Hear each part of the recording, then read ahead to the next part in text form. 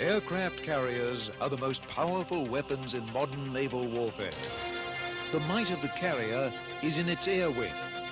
Video Ordnance examines the modern supercarrier and its remarkable variety of aircraft.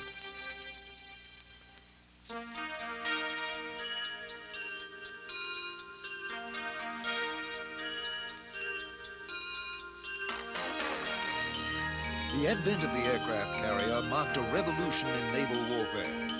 Carriers became the dominant surface warships in World War II, replacing the battleship. The battleship's power came from its heavy guns, which could hit other ships nearly 30 miles away. A carrier's power came from its airplanes. World War II carrier aircraft could hit targets 200 miles away. Modern carriers can strike targets 1,000 miles away. Today, there are two principal types of aircraft carriers: light small-deck carriers and large full-deck supercarriers. Light carriers, like those used by Britain and the Soviet Union, have small decks. They can operate only about 24 helicopters or vertical takeoff jets. Their specialty is anti-submarine warfare. The United States Navy is the only force operating supercarriers. Supercarriers are the largest surface warships afloat today. They have an air wing of about 100 aircraft, about 4 times the size of the air wing on a light carrier. Our special focus in this program will be the supercarriers. The supercarrier is a floating city. Turned on its side, it's as large as an 80-story skyscraper. It displaces 80,000 tons. The flat top is a seagoing airport with a crew of 5,000 men. About half the crew operates the ship itself, while the others take care of the aircraft. Supercarriers are the most expensive weapons in today's arsenals. A typical carrier costs about $3.5 billion, not even counting her aircraft. Control of the ship is managed from the island, located on the right side of the vessel. The large flight deck is 4 acres in size. A supercarrier can launch up to 3 aircraft at one time. Below the flight deck is a large hangar deck where aircraft are stored and repaired. Below the hangar deck are the living quarters for most of the crew and the ship's propulsion. Supercarriers can be either conventionally powered or nuclear powered. Nuclear-powered carriers can operate for about 10 years without refueling. Modern carriers have surprisingly few weapons aside from their aircraft. Their armament is usually limited to a few Sea Sparrow missile launchers and several 20mm phalanx Gatling guns, a last-ditch defense against anti-ship missiles. A carrier depends on her aircraft for defense. A supercarrier holds as much firepower as all that available to the United States Navy in World War II. Much of this firepower comes from the nuclear weapons on board. But even without nuclear weapons, the firepower of a carrier is awesome. A typical carrier has about 24 A-6 Intruder attack bombers. These 2-man bombers can carry as many bombs as the largest heavy bombers of World War II. The Intruders are the offensive power of the carrier. The F-14 Tomcats are its defensive shield. Carriers are popularly called bird farms in the Navy due to their flock of airplanes. Carriers extend the military power of a country to distant lands. When Britain recaptured the Falkland Islands, it was carriers that protected the invasion fleet and attacked Argentinian army positions. They are the big stick of foreign policy.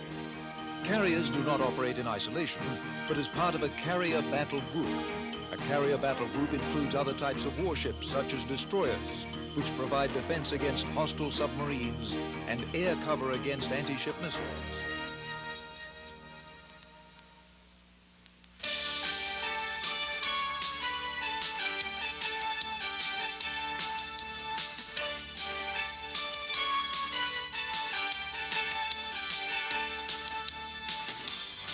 A carrier's strength extends from its air wings.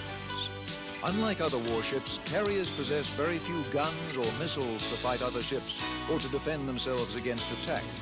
The most powerful carriers are the large-deck supercarriers of the United States Navy.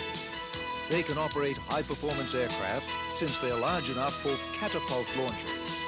A supercarrier operates 6 or 7 different types of aircraft. Each has its own specific role in carrier operations, such as air defense, attack, early warning, submarine hunting, or rescue. These aircraft form 7 to 9 squadrons, numbering about 100 aircraft. Small deck carriers are not as versatile. They're too small for catapults and cannot carry the large, high-performance aircraft. Instead, they depend on vertical takeoff aircraft like helicopters and jump jets. A supercarrier usually has at least 2 fighter squadrons. The fighter planes defend the carrier from enemy aircraft. They can escort the carrier's attack planes on missions to defend them from hostile fighters. The United States Navy currently operates 2 types of fighter aircraft. The F-14 Tomcat is a long-range interceptor capable of carrying out air patrols hundreds of miles from the carrier. It is the most powerful carrier fighter in the world today, with missiles that can attack enemy planes over 75 miles away. Its smaller cousin is the F-18 Hornet strike fighter. The hallmark of the F-18 Hornet is its versatility. It can be used as a fighter, armed with guns and missiles, or as a light attack aircraft, armed with bombs. The French Navy uses the Super Étendard as a fighter and strike aircraft. On small deck carriers, jump jets are used as both fighters and light bombers. The premier vertical takeoff fighter is the Harrier. The Soviet Navy uses a similar vertical takeoff fighter, the Yak-38 Forger, on its small deck carriers. These little jump jets do not have the payload or range of fighters like the Hornet or the Tomcat, but the Harrier proved its mettle during the Falklands War. The carrier's long-range punch comes from its attack aircraft. On American supercarriers, there are usually light and medium attack planes. The A-7 Corsair remains one of the principal light attack aircraft in the United States Navy.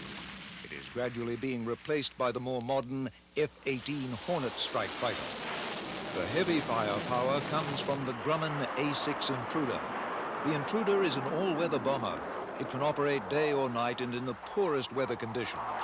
Small deck carriers cannot carry the specialized attack aircraft and use their vertical takeoff fighters like the Harrier instead. By way of comparison, the Harrier strike fighter can carry 2 tons of bombs, the F-18 Hornet 4 tons of bombs, and the A-6 Intruder 7 tons. On a bombing mission, attack aircraft are supported by EA-6B Prowler electronic warfare aircraft. The Prowler is based on the same airframe as the A-6 Intruder, but has a 4-man crew instead of the Intruder's 2. The Prowler carries no bombs. Its weapons are powerful electronic jamming pods carried under each wing. It accompanies the Intruders on attack missions. Its sensitive electronics hunt out enemy radars. The pods under the wing send out strong signals which electronically blind enemy radars. One of the most unusual aircraft aboard carriers is the Grumman E-2C Hawkeye. The Hawkeye is a long-range radar surveillance aircraft. The large flying saucer dome above the aircraft contains a powerful search radar that rotates as the aircraft flies. Its radar looks out 300 miles in all directions. The Hawkeye can detect aircraft and missiles in a 3 million cubic mile area. The Hawkeye warns the carrier about the approach of hostile aircraft and ships. It can also be used as an airborne command center to coordinate the carrier's fighter planes. The task of protecting the carrier from enemy submarines falls on a squadron of helicopters and a squadron of long-range patrol planes. Helicopters, like the Sikorsky SH-3 Sea King, can search for enemy submarines using a dipping sonar. They provide close-range anti-submarine protection for the carrier. Helicopters are also used to rescue pilots if their planes crash at sea.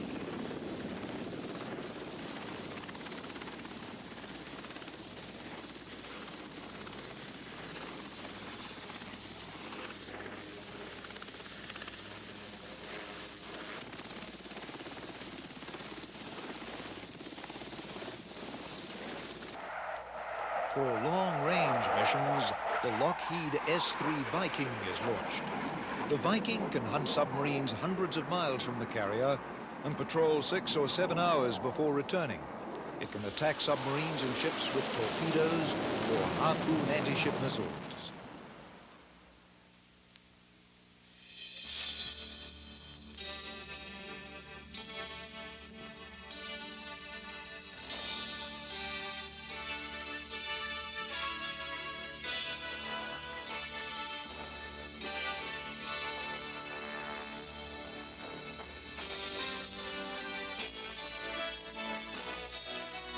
What separates carrier pilots from other military aviators is the skill required to operate from the small flight deck.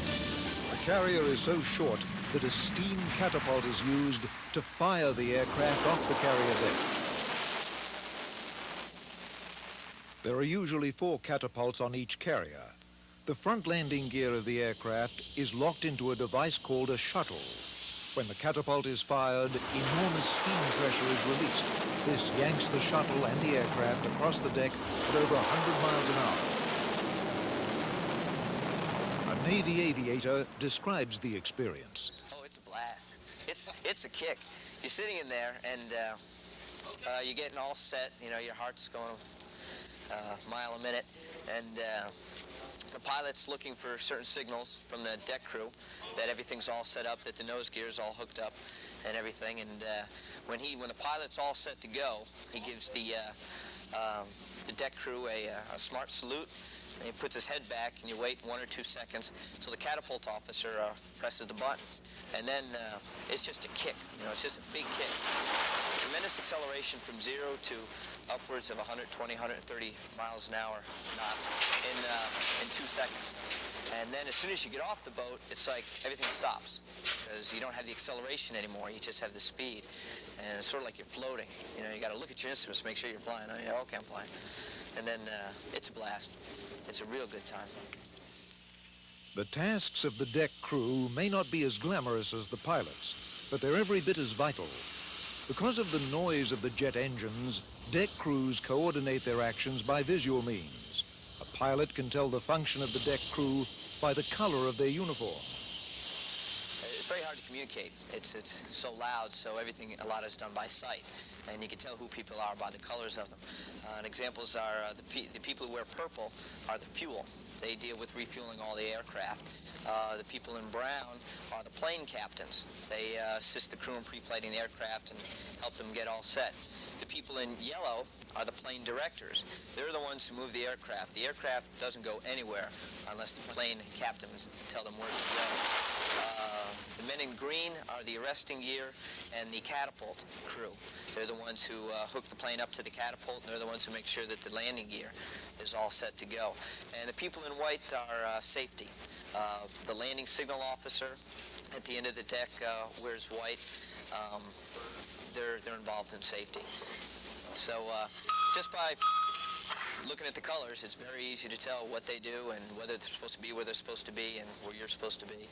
And it makes it a lot easier on the air crew and makes everything flow smooth. During catapult launches, the pilots are just along for the ride. It's the carrier landings that demand all the skill.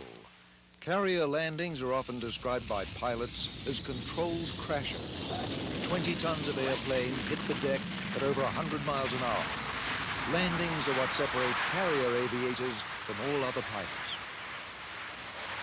The landing, on the other hand, is where all the skills involved. That's where the pilots make their money. That's where unfortunately the accidents happen around the carrier.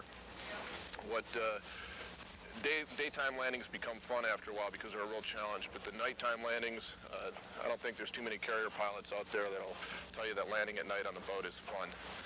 It's scary, it's demanding. You get a pasty taste in your mouth and break out in a cold sweat, and you're just glad to be home when the airplane hits the deck. The big problem is attitude reference. When you land at night, there's no depth perception. There's no sense of high or low. There's none of that seat of the pants kind of feel. You're doing it all on instruments, and that includes flying the meatball. You can't barely see the deck, so you're just, everything's visual, and your head's trying to screw you up. Your ears are messed up, your sense of balance is fouled up, and you're trying to fight all these bad influences just to get yourself home. So I'd say the landing is obviously the more difficult.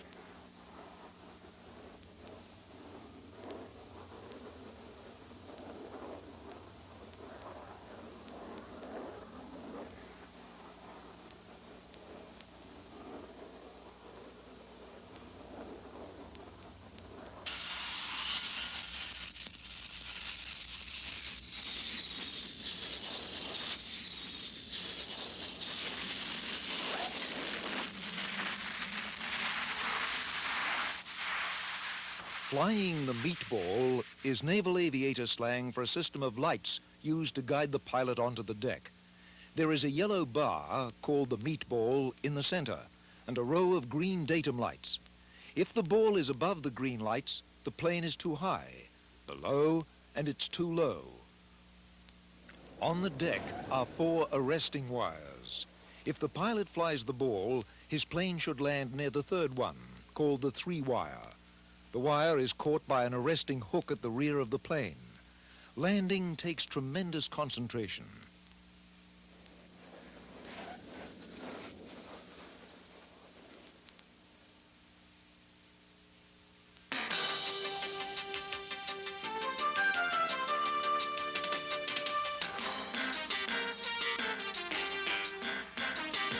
The carrier's offensive power comes from its attack squadrons. The air wing can carry out missions against land targets or ships 1,000 miles away. At the center of any attack mission is the Grumman A6 Intruder. Lieutenant James Bass explains its role. We call ourselves the spearhead of the attack. We're the offensive punch, the air wing. We're a medium attack aircraft to carry a lot of bombs in harm's way. Our job is to be the guys that go across the beach, that do the attack. Most of the other airplanes you see out here on the carrier are out here to support us, the fighters, to protect the carrier. The light attack aircraft do a lot of anti-radiation kind of thing. The SAM suppression, we call it. They shoot the anti-radiation missiles, the EA-6Bs. They take care of the electronic countermeasures. The most deadly enemy of aircraft such as the Intruder is the anti-aircraft missile. Most modern anti-aircraft missiles rely on radar to find the target and to guide the missile against the aircraft. Radar has one particular weakness. It can be blocked by terrain features, so it cannot see aircraft approaching from low altitudes. The Intruder exploits this blind spot by flying very low to the ground. A6 is a low-level attack aircraft, so we're low-level. We fly at altitudes. We can go as low as 50 feet, as low as a pilot wants, pretty much. It takes a lot of skill to do that, and they're very skilled pilots. We're usually low. We train about 200 feet, 500 feet in that area. Speeds from 360 to 500 knots. So as you can imagine, it takes an incredible amount of concentration. A lot of crew concept. The pilot's flying the plane, which, as I said, takes a lot of concentration. The bombardier navigator is navigating the plane throughout. When you're down that low, you don't have any navigational aids that you can use, so it's strictly using preparation, chart work, visual aids. At night, when you don't have visual aids, the radar. Flying a jet attack aircraft like the Intruder is more than a single pilot can handle. The other seat in the aircraft is filled by a bombardier navigator. I'm a bombardier navigator. I fly on the right seat. The pilot, of course, is the left seat. On his side, he has all the normal flight controls of any aircraft, stick and throttle. Any pilot that flies a Cessna 150 would probably be fairly familiar with most of the stuff on his side of the airplane. There's a few boxes in there that he wouldn't understand right off the bat, just to make his job a little easier. The right side of the airplane, the bombardier navigator side, my side, consists of a radar, a computer, an inertial navigation system, and a forward-looking infrared turret display, which looks like a little TV. The small sensor below the nose of the aircraft is a special thermal imaging sight, which helps the aircraft fly at night. We can see the difference between buildings, people, convoys, trucks, ships. any of that. And that's what makes us able to bomb so accurately at night, which gives us the element of surprise, things such as that. What allows us another aspect that the A6 has, it gives us great capability, is what they call SRTC. It's terrain clearance. It allows us, it takes whatever the radar's looking at and gives a three-dimensional view on the pilot side. So we can fly in and around mountains, and I can see that on the radar, and the pilot can see it on his three-dimensional presentation. And so we're both navigating through the mountains. We're both cross-checking. I don't accidentally fly us into a mountain because he can see it right there, and vice versa. And so with those two capabilities, it gives us a tremendous advantage, element of surprise. We can fly at night in any weather.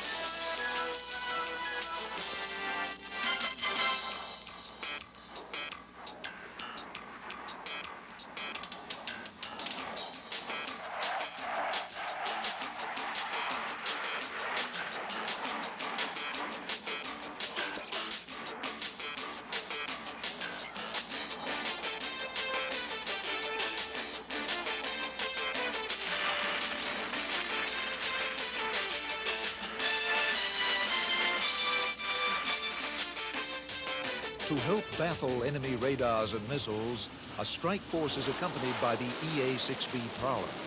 The Prowler locates enemy radars with its sensitive electronics. Once identified, it can jam the radar by using strong electronic signals. An ordinary radar scope looks like this. The small green blips show the location of incoming aircraft. But when jammed with electronic noise from the Prowler, the screen becomes cluttered and unreadable. To permanently eliminate the radar, an F-18 Hornet can carry special anti-radiation missiles that home in on the radar beams.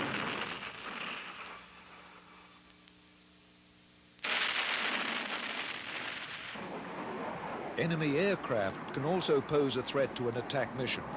To protect against enemy fighters, F-18 Hornets escort the bombers to the target. It is equally adept at dogfighting and ground attack. With the mission over, the planes return to the carrier. On long-range missions, it's often necessary for the aircraft to refuel. The carrier has its own refueling aircraft, based on a modified version of the Intruder called the KA-6 tanker. The KA-6 spools out a fuel line behind it. Each of the carrier aircraft have a special refueling boom on the nose of the aircraft. The aircraft carefully position each other, catching the drogue from the refueling line on the nose probe. Precision flying is an essential skill of the carrier aviator.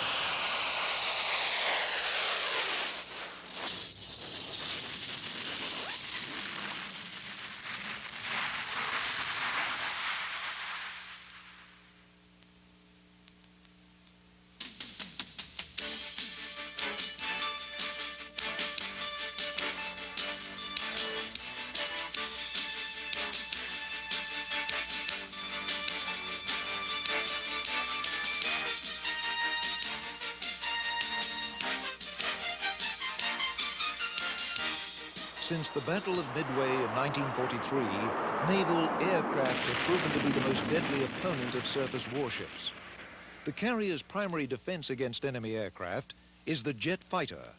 The design of carrier fighters is determined by the type of aircraft likely to threaten the carrier. The F-14 Tomcat was designed to protect the carrier against long-range patrol bombers firing cruise missiles, like the Soviet Tu-95 Bear bomber. The cruise missiles fired by the Bear are as large as a fighter plane and are designed specifically to attack carriers. These missiles contain a ton of high explosive and can be launched over 100 miles from the carrier. The F-14 Tomcat was designed to protect the carrier from this type of weapon. The carrier's radar can search the skies for enemy bombers, but the radar emits radiation that can help an enemy locate the carrier. So in wartime, the radar would often be silent. Instead, the E-2C Hawkeye would be sent aloft to hunt for enemy aircraft. Once the Hawkeye had located the enemy bombers, the F-14 Tomcat would be sent into action. Modern naval air combat bears little resemblance to the dogfights of World War II. It is a popular misconception that the Tomcat was designed primarily for close-range dogfights. In most engagements, the Tomcat crew is unlikely to see its opponent. Its powerful radar can locate bombers over 200 miles away. It's designed to destroy the bomber with a long-range Phoenix missile before the bomber can attack the carrier. The most remarkable feature of the Tomcat is that it can locate and attack 6 targets almost simultaneously. The Tomcat is also an effective dogfighter. It is armed with a Gatling gun and short-range missiles to challenge small, maneuverable enemy fighters. Tomcat pilots are regularly trained in aggressive dogfighting maneuvers. The Tomcat's smaller cousin is the F-18 Hornet. The Hornet was developed to bridge the gap between the specialized Tomcat fighter and the intruder bomber. The Hornet can be used either as a fighter to support the Tomcat or as a light bomber to support the intruder. The F-18 Hornet is well designed for the traditional dogfighting role. It is smaller and more agile than the Tomcat, even though it does not have the Tomcat's range or firepower. The Hornet is armed with a gun for dogfighting and strafing and with the Sparrow and Sidewinder missiles.